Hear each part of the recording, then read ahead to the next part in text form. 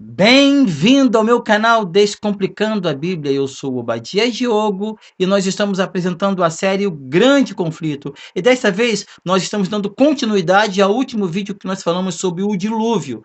Mas se você ainda não é inscrito nesse canal, vai lá, vai embaixo aí no botãozinho preto, se inscreve no nosso canal, dá essa força pra gente. E se você já é inscrito, você então vai lá, dá teu like, compartilha para que a nossa plataforma perceba que o nosso vídeo é relevante e ele entregue para outras pessoas. Nós vamos falar sobre esse assunto muito importante depois da nossa vinheta.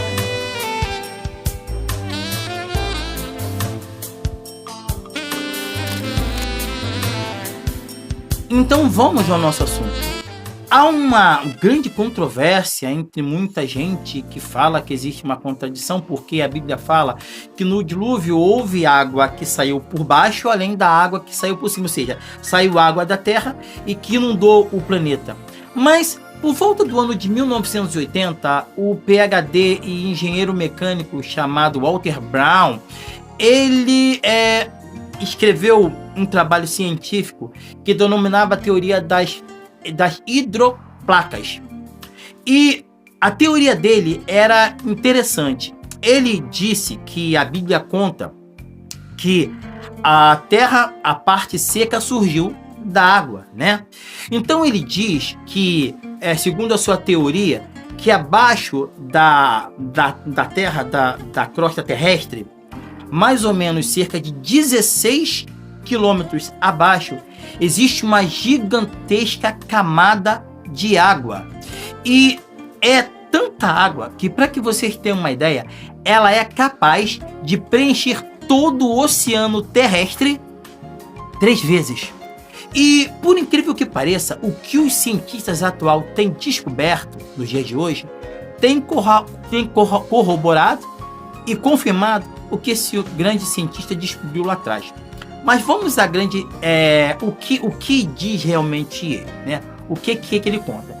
Ele diz que no momento do dilúvio houve uma pressão muito grande nessa região entre a crosta terrestre e aonde existe essa quantidade de água, que a quantidade de água foi tão grande de cima para baixo que causou uma pressão que essas águas irromperam em pressão para cima a ponto de perfurar a crosta terrestre, e esses jatos d'água, quando subiram cerca de 30 quilômetros acima, com muita violência.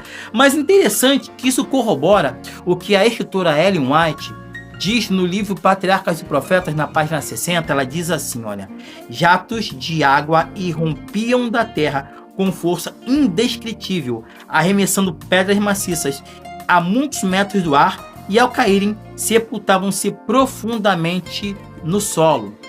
Mas existe uma outra coisa que ele disse, que existem provas científicas de que o campo magnético da Terra já foi invertido, e que essa inversão magnética tem como consequência gigantescos terremotos que ajudaram a romper a crosta terrestre no momento do dilúvio. E todo o peso de rocha sobre toda esta camada de água subterrânea fez com que a água espirrasse violentamente para cima a cerca de 30 metros de altura na atmosfera e em várias regiões da Terra. E o que acontece nesse momento? Esses buracos tremendos de água que subiam com muita força fizeram que esse pedaço de terra chamado Pangeia, que era uma coisa só, se quebrasse e desse então origem àquilo que nós conhecemos hoje como os continentes asiáticos, o continente asiático, o europeu, americano, africano, a Oceania e tal. E aí estão algumas imagens do que era a Terra antes do dilúvio, na Pangeia, e o que foi que aconteceu por causa do dilúvio. Que o dilúvio foi tão terrível que devastou totalmente a crosta terrestre. Mas existe ainda algo especial que prova que o dilúvio aconteceu. Para que vocês tenham uma ideia, os cientistas fazendo pesquisas, estiveram nas montanhas mais altas do mundo. E entre elas existe o Monte Everest, que tem cerca de 8.449 metros, que é a maior parte mais alta da Terra, né?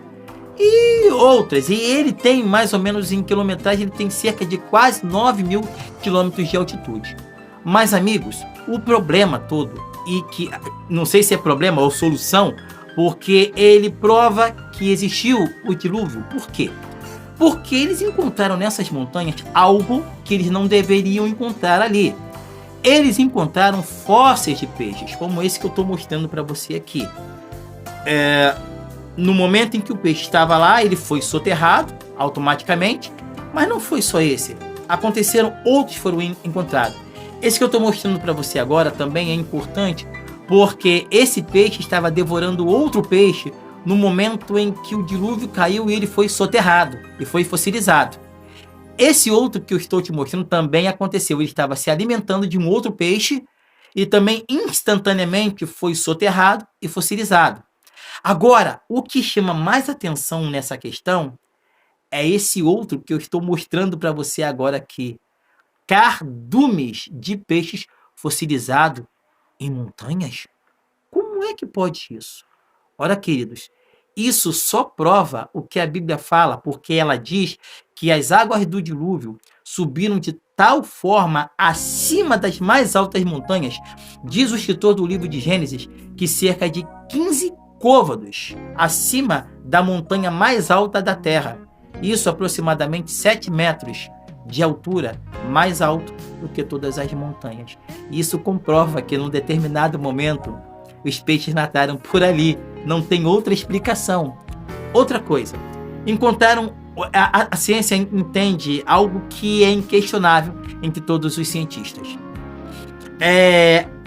Quando existe uma erupção submarina, quando acontece, as erupções, eles soltam as larvas e essas larvas se solidificam em forma de esponjas. Não é esponjas, de almofadas, em forma de almofadas redondas, entendeu? Isso só acontece no fundo do mar. O grande problema, queridos, é que essas pedras, essas rochas foram encontradas acima de montanhas onde elas não deveriam estar. Sabe, amigos, isso só comprova que o dilúvio de fato aconteceu. E por que eu estou trazendo esse assunto para você hoje? Porque muita gente vai dizer para você vai encontrar pessoas inteligentes e sábias no século atual que vai dizer que o dilúvio foi uma inundaçãozinha na região, né? Não foi essas coisas que eu falei para você, que eles foram encontrados no planeta inteiro. Mas eu vou te dar um outro toque. A palavra de Deus diz que vai acontecer um outro dilúvio. Esse dilúvio vai ser de fogo. E ele vai acontecer exatamente como aconteceu no primeiro com água. Vai haver fogo que vai sair de baixo e fogo que vai cair de cima.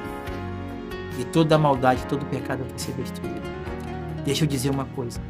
Naquela época, a única coisa que boiou e que salvou as pessoas da água foi a arca. E a arca de Noé, que simboliza Jesus Cristo. Ele é a salvação do ser humano. Mas presta atenção numa coisa que eu vou te dizer. Jesus Cristo é o cabeça da igreja. Ele tem um povo.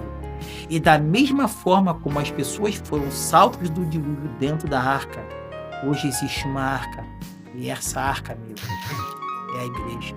Sabe? A arca de Noé provavelmente não era o lugar naquele momento mais desejável de ele estar. Havia muitos animais ali, animais que defecavam, animais que comiam, havia cheiro forte de excremento de animais, comida estragada. Era um lugar que não era, provavelmente, por mais que limpassem, não era o lugar mais cheiroso do mundo. Mas era a única coisa que poderia salvar os queridos. A igreja não é um lugar simplesmente de apenas pessoas santas.